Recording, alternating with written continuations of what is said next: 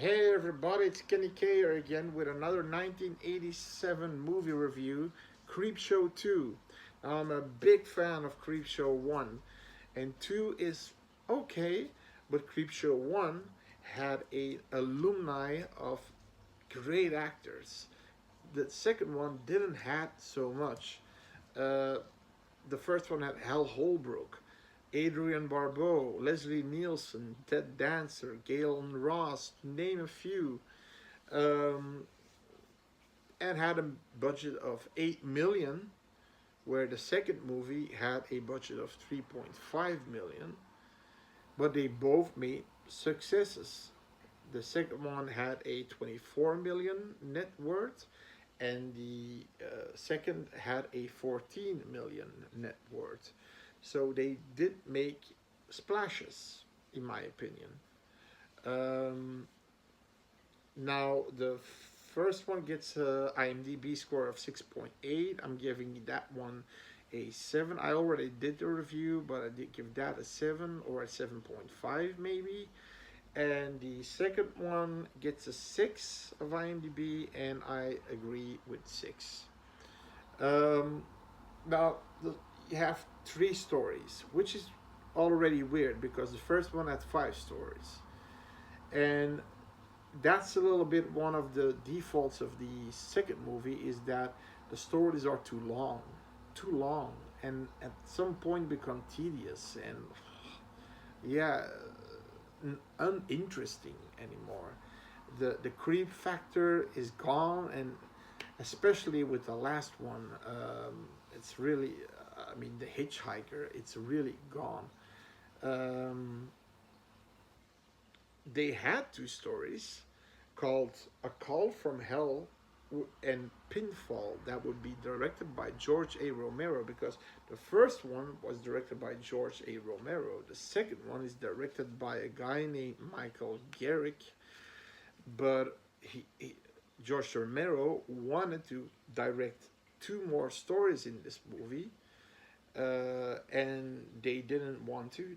The studio didn't want it, and eventually the Call from Hell, he put that in another anthology movie with Stephen King, and I don't know the title of the movie. Tales from the Dark Side. Yeah, Tales from Dark Side. He put that Call from Hell story in there, but the Pinfall story flattered away in no man's land. Now, okay, so actors. Dorothy Lamour is Martha Spruce. So Ray Spruce and Martha Spruce are 2 owners of a convenience store.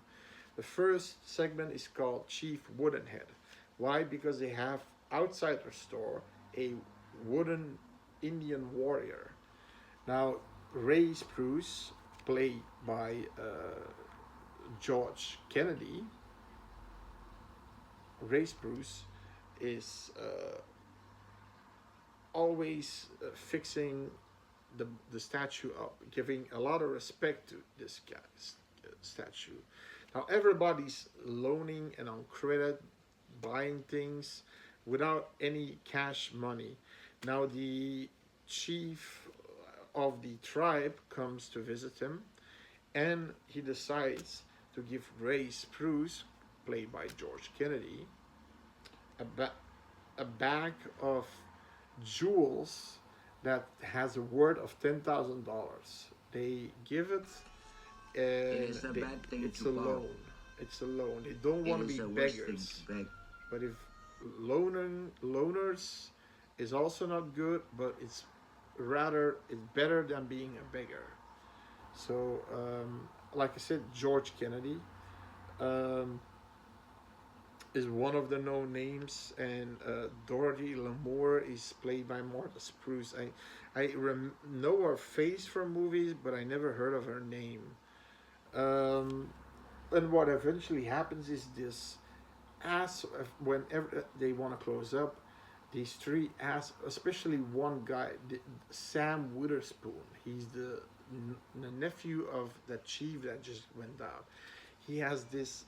He wants to go to Los Angeles to make it big. He has this long black hair. He looks like a bitch, to be honest. And he has this jeans vest. And there's nothing underneath it. Just his six pack. He looks like a gym bitch. You know, one of those gym bitches that want to see a six pack, and then with long ass black hair, and he's boasting about it. There's a clip about it here where he's saying that this will have him being laid and that he's being going to be famous. There you go. Man, and this hair is gonna get me paid and laid. And eventually they kill Ray Spruce and Martha Spruce. He's also has two henchmen, but they never wanted to kill these two people, the Spruces. But Sam Witherspoon had a different idea apparently. He has Fatso with him.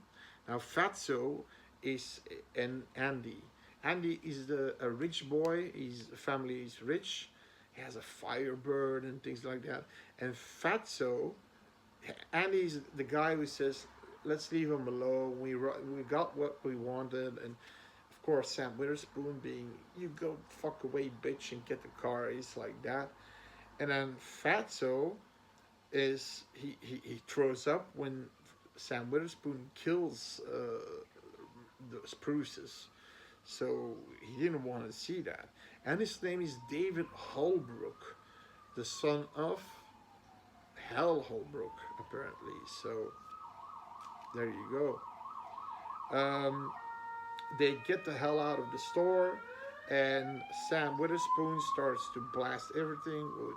We're getting the hell out of here. We're getting the hell out of here. No more fucking Indians. And he shoots a bullet to Chief Woodenhead. And this, of course... And there ain't no fucking tribe of Tom and wimpy ass red men neither. Chief Woodenhead is actually, he's alive. There's a spirit in him. And this only makes him more mad. So you get what's probably gonna happen. So Chief Woodenhead is alive and well, and he kills, I believe, Fatso first. He bow and arrow, 3 arrows, one in the head as coup de grace. Then Andy gets killed by the axe, and he gets chopped to pieces. And then the rest of the corpse is laid down in front of the front hood of the Firebird. And then Sam Witherspoon gets one of the, in my opinion, best kills, because he was so obsessed by his hair. It took 9 years to grow his hair. The Indian chief, he's firing some shotgun bullets. There's a little bit of a skirmish. He's the only one has a little bit of fight with him. He locks himself up in the bat room. He wants to escape through the window, but Chief Woodenhead, he breaks through the plywood and takes Sam's hair and basically scalps him. So he is not only dead, but he lost his beautiful hair. And that's basically sort of where the movie ends. The chief of the tribe comes back to the store. He sees the statue, and he sees the hair. He's holding the hair, the scalp of Sam Witherspoon, and he says, "Now you can rest in peace, Chief Woodenhead." And he does this thing, Chief, like this. He's like looking in awe, because he thought, okay, whoa, Chief. But the next story is the raft, and that's one that really. So the raft, you've got 4 people: Deke, Randy, Laverne, and Rachel. Laverne is the Deke's girlfriend. He's the jock. He's the quarterback. Randy is a friend of Deke's and Rachel, and Deke for some reason, his nickname is Cisco, and he calls Randy Poncho. Now I don't understand what they mean with this because he's always talking in Spanish like muy importo, Poncho, but he's not. He's not Latin. He has blonde fucking hair. I mean, I don't know. Are there a lot of Latins with blonde hair? Real blonde hair? And he's as white as paper. So, okay. Both of them. Deke is a muscle bound guy. So, what they do is they swim towards a raft that the Randy said would be there, but the water is really cold. It's a deserted place. The summer is over. Nobody's in there. All the vacation homes are empty. They're basically alone. So they swim out in the cold water, just leaving their car doors open. Now you can see, okay, it's deserted, right? But then they leave the car stereo on. So battery power is probably at its lowest in this car. And we see then the 4 characters on the raft. Oh, mucho ecological punch. And then we see the antagonist, which is looks like an oil slick, but in my opinion it looks like a bunch of garbage bags that are just taped together. But that slick, the first one to fall is Rachel, who I'm not sure, I think she's with her feet in the water or something. She gets attacked, and there's a little scene of that. Here it is. It hurts! It feeds on humans and birds and other meat. It's a meat eater, a carnivore. Now they try to avoid because apparently Deke dies when he's standing on the edges of the raft. It can come through the edges and it breaks through and it takes Deke with him underneath the water. So Randy, Poncho, and Laverne are left. Now Randy has a crush on Laverne. Now Randy, I call him Randy. I mean, this guy is a pervert. He basically, Laverne is asleep, and he is taking off her shirt to screw up her tits. Then he takes off her bikini pants, and then he's getting over her, trying to basically fuck her. Now, first of all, she doesn't know this. She doesn't like Randy in that kind of way. And there is her boyfriend died, and there is a killer Slick, killing people. Now he's just okay. Let's just it's pretty cold, and he just wants. You know what? Fucking will probably make me warmer. So he turns her head, and apparently the slick came through the cracks, and it's eating this side of her head. And he says, okay, he jumps in the water because apparently this thing has an insatiable appetite. It keeps eating, and he's swimming to the car. Now, here's the stupid thing. At some point, he says, I beat you. Look at this video, and then I'll tell you the story. I beat you. So, What have you? I beat you. I didn't see the complete clip that the Slick, even when he's on land, just makes a gigantic wave over him and takes him in the water.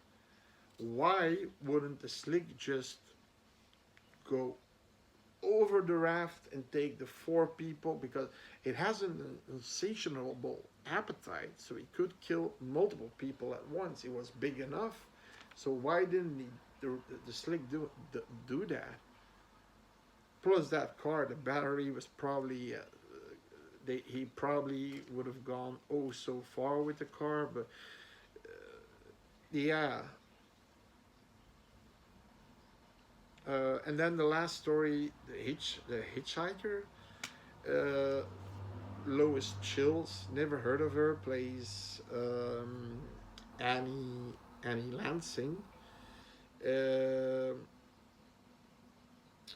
and there's a hitcher, but she accidentally drives him over, but she sees him laying there dead, what she thinks he's dead. She just drives away. But she just came from her gigolo. She has been cheating on her husband for years on end with the same gigolo. Now, she doesn't want to leave her husband because her husband has big moolah, and he's a lawyer, a really good one, and they live in this mansion. So she's a fucking adulter, adulterated fucking bitch who doesn't care anything about her husband except for his money and his, knowledge of fucking the law. But she just drives away. So she was that a hit and run. So that's already not a good idea. But then you get this. Then we get a scene. Then we get a cameo of Stephen King, like he was in the first movie. He had an entire clip for himself. Here he has a little cameo as a trucker who uh, puts flares on street, but he's not so bright. He says, "It looks like a black guy to me." So okay, but the guy who stops, the second guy who stops with a car, is actually the husband of Annie. He reports it in. He says it looks like a hit and run, and Annie's completely flipping out. You'll see this here. You're seeing things, bitch. She calls herself a bitch and this and that she's stupid. But then we get this scene of the hitcher on a roof, bloody as hell, saying, "Thanks for the ride, lady, thanks for the ride." Here's a clip. "Thanks for the ride, lady." And then we get, and then I don't understand. The hitchhiker comes every time she gets rid of him and hurts him more. He gets shaven on the street, flesh is being torn off. He gets, fucked up beyond all recognition. At some point, he's lying there against a tree. She rams it like 5 times. He's puss. And at the very end, he still lives. And you get this. Now, you see in this clip,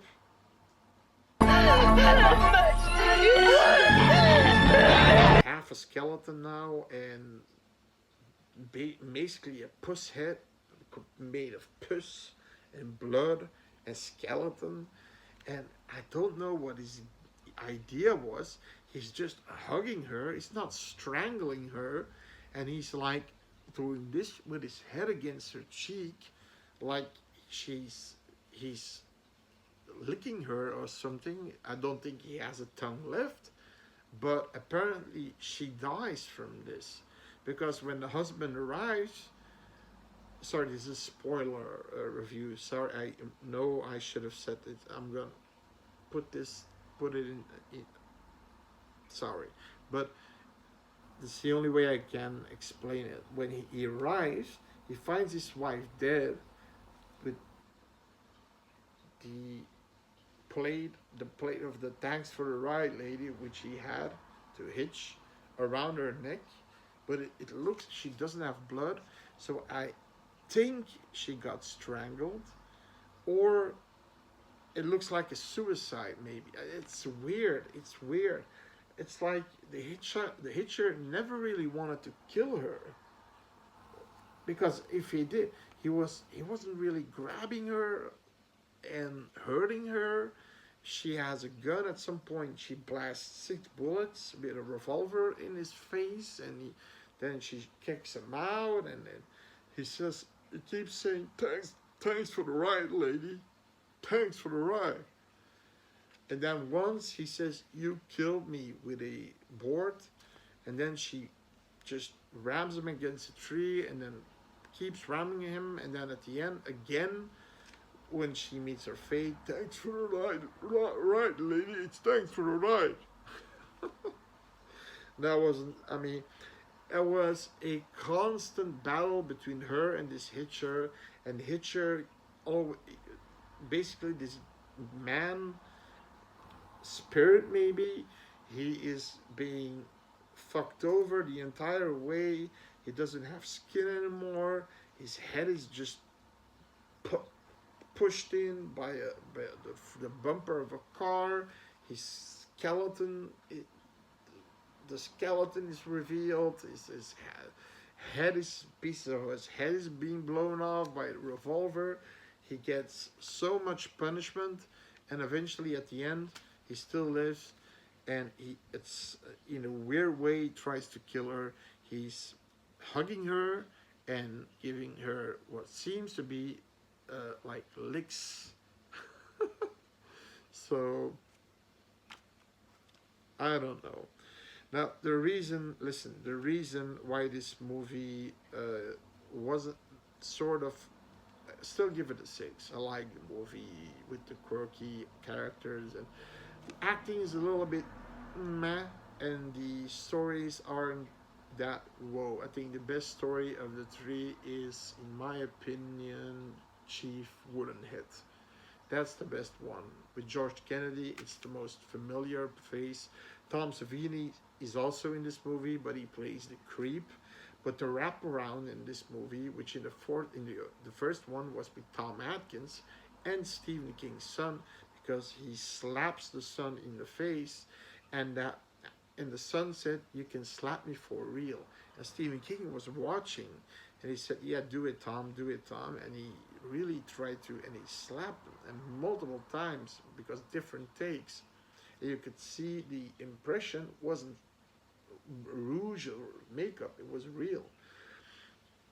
But this wraparound is a cartoon about Jimmy, the boy who gets creepshow, gets a package with man Venus flytrap, carnivore plants, and this group of bullies are going after him, and then the creep, when we see him in real lifetime, and then in cartoon style, is just the voice of Tom Savini, and he also plays him in real time with the costume, and it ends with him basically throwing around comics out of a truck and the stories were too long and got boring. The characters, the first one was the best in my opinion, and had the best acting, and it had the coolest killer, which was Chief Woodenhead. I thought it was cool. The second one had bad acting, bad judgment, weird characters that are in a rapey mood. I mean, wanted to rape a girl while there's a killer oil slick killing them, and then eventually when he gets to shore, a wave of this thing just takes him with him. So this movie could have been this clip could have ended in 5 minutes, because it could have waved over the raft and killed them all four in one shot. But So now, and the reason why they're calling Poncho, and there's no explanation behind this. It's weird. Cisco, but then weird. It's Deke and Randy, and then the last one is actually the most boring one. It's boring. Okay, you see him, you see this hitchhiker constantly trying to say thanks for the ride, lady. Thanks for the ride, lady, and he gets the Annie, the main female actress. She keeps fucking him up, like shooting him, uh, riding him over like 4 or 5 times, then driving him into a tree, and then punching the car against a tree, against the body. She, but it keeps. I didn't like that one. I really didn't like it. It took too long. It was boring, and the end is weird, and you don't really know the intentions are obvious that he wanted to kill Annie, but how? And it didn't seem like he wanted to kill her. It's weird. It's weird. So there you go. Creepshow 2. It still has some merit. The first is a good story. You've got some. I mean, the enemies. I mean, the hitchhiker is a cool antagonist, but if it keeps going the entire time with him and only her in the car, it gets a little boring. And then the oil slick, which in my opinion were just probably a bunch of black garbage bags taped together, what was a simple but yet effective killer. So yeah, there were good times in there, but that's about it. Some good gore, and that's about it. So see you later. Please subscribe. That means a lot to me, and see you for another horror movie review.